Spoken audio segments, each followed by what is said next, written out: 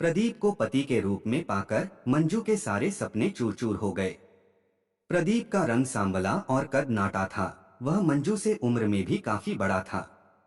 मंजू ज्यादा पढ़ी लिखी तो नहीं थी, मगर थी बहुत खूबसूरत। उसने खूबसूरत फिल्मी हीरो जैसे पति की कल्पना की थी। प्रदीप सीधा सादा और नेक इंसान था। वह मंजू से बहुत प्यार करता था और उसे खुश करने के लिए अच्छे अच्छे तोहफे लाता था। मगर मंजू मुंह बिचकाकर तोहफे एक ओर रख देती।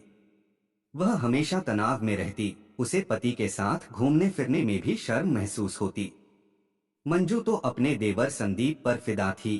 पहली नजर में ही वह उसकी दीवानी हो गई थी।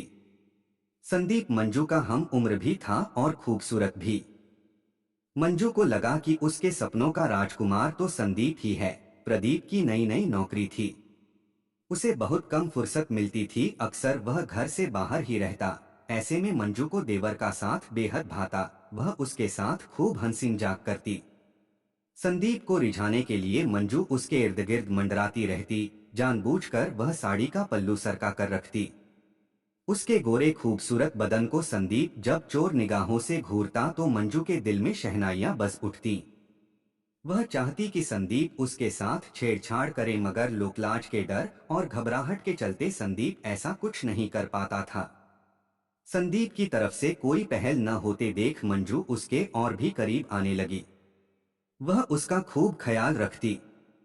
बातों बातों में वह संदीप को छेड़ने लगती। कभी उसके बालों में हाथ फिराती तो कभी उसके बदन को सहलाती। कभी चिकोटी काटकर वह खिलखिलाने लगती तो कभी उसके हाथों को अपने सीने पर रखकर कहती, देवर जी देखो मेरा दिल कैसे धक धक कर रहा है। जवान और खूबसूरत भाभी की मोहक अदाओं से संदीप के मन के तार झंझना उठते। उसके तन बदन में आग सी लग जाती। वह भला कब तक खुद को रोके रखता। धीरे धीरे वह भी खुलने लगा। देवर भाभी एक दूसरे से चिपके रहने लगे। दोनों खूब हंसी ठिठोली करते व एक दूसरे की चुहलबाजियों से खूब खुश होते। अपने हाथों से एक दूसरे को खाना खिलाते, साथ साथ घूमने जाते।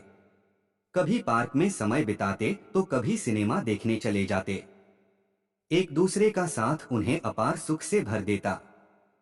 दोनों की नजदीकियां बढ़ने लगीं। संदीप के प्यार से मंजू को बेहद खुशी मिलती। हंसती खिलखिलाती मंजू को संदीप बाहों में भरकर चूम लेता तो कभी गोद में उठा लेता, कभी उसके सीने पर सिर रखकर संदीप कहता, इस दिल में अपने लिए जगह ढूंढ रहा हूँ, मिलेगी क्या? चलो देवर जी फिल्म देखने चलते हैं। एक दिन मंजू बोली, हाँ भाभी चलो। अजंता टॉकीज में नई फिल्म लगी है। संदीप खुश होकर बोला और कपड़े बदलने के लिए अपने कमरे में चला गया। मंजू कपड़े बदलने के बाद आईने के सामने खड़ी होकर बाल संवारने लगी। अपना चेहरा देखकर वह खुद से ही शर्मा गई। बंठन कर जब वह निकली तो संदीप उसे देखता ही रह गया। तुम इस तरह क्या देख रहे हो देवर जी? तभी मंजू इठलाते हुए हंसकर बोली। अचानक संदीप ने मंजू को पीछे से बाहों में भर लिया और उसके कंधे को चूमकर बोला, बहुत खूबसूरत लग रही हो भाभी। काश हमारे बीच यह रिश्ता न होता तो कितना अच्छा होता। अच्छा तो तुम क्या करते? मंजू शरारत से बोली। मैं झटपट शादी कर लेता, संदीप ने कहा। धक, मंजू शर्मा गई। लेकिन उसके होठों पर मादक मुस्कान बिखर गई। देवर का प्यार जताना उसे बेहद अच्छा लगा। खैर वे दोनों फिल्म देखने चल पड़े। फिल्म देखकर जब वे बाहर निकले तो अंधेरा हो चुका था। वे अपनी ही धुन में बातें करते हुए घर लौट पड़े। उन्हें क्या पता था कि दो बदमाश उनका पीछा कर रहे हैं। रास्ता सुनसान होते ही बदमाशों ने उन्हें घेर लिया और बदतमीजी करने लगे। यह देखकर संदीप डर के मारे कांपने लगा। जान प्यारी है तो तू भाग जा यहाँ से, वरना यह चाकू पेट में उतार दूंगा। एक बदमाश दांत पीसता हुआ संदीप के आगे गुर्राया। मुझे मत मारो, मैं मरना नहीं चाहता, संदीप गिड़गिड़ाने लगा।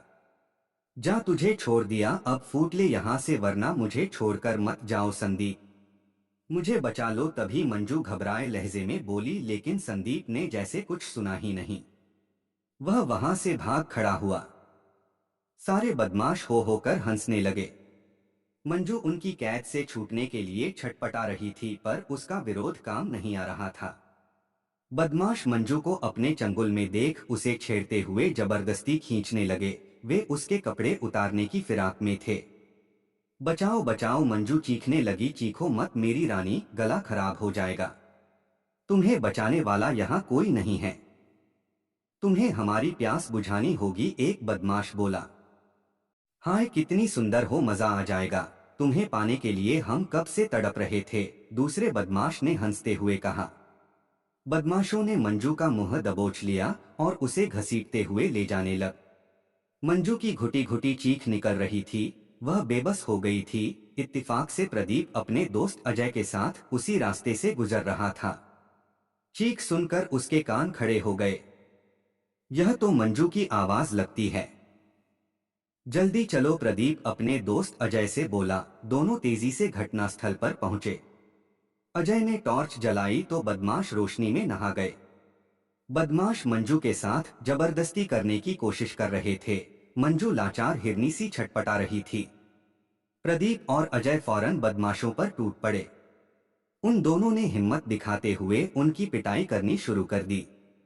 मामला बिगड़ता देख बदमाश भाग खड़े हुए, लेकिन जाते जाते उन्होंने प्रदीप को जख्मी कर दिया। मंजू ने देखा कि प्रदीप घायल हो गया है। वह जैसे तैसे खड़ी हुई और सीने से लगकर फूट फूट कर रो पड़ी। उसने अपने आंसुओं से प्रदीप के सीने को तर कर दिया। चलो घर चले, प्रदीप ने मंजू को सहारा दिया। उन्हें घर पहुंचाकर अजय वापस चला गया। मंजू अभी भी घबराई हुई थी, पर धीरे धीरे वह ठीक हुई। यह क्या, आपके हाथ से तो खून बह रहा है, मैं पट्टी बांध देती हूँ, प्रदीप का जख्म देखकर मंजू ने कहा।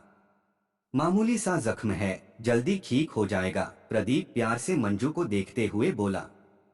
मंजू के दिल में पति का प्यार बस चुका था। प्रदीप से नजर मिलते ही वह शर्मा गई। वह मासूम लग रही थी। उसका प्यार देखकर प्रदीप की आंखें छलछला आईं।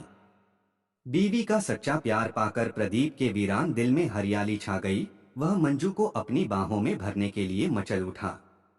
इतने में मंजू का देवर संदीप सामने आ गया। वह अभी भी घबराया हुआ था।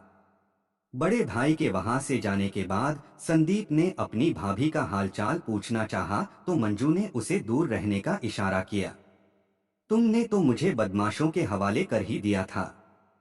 अगर मेरे पति समय पर न पहुंचते तो मैं लुट ही गई थी। कैसे देवर हो तुम, जब मंजू ने कहा तो संदीप का सिर शर्म से झुक गया। इस एक घटना ने मंजू की आंखें खोल दी थीं। अब उसे अपना पति ही सच्चा हमदर्द लग रहा था।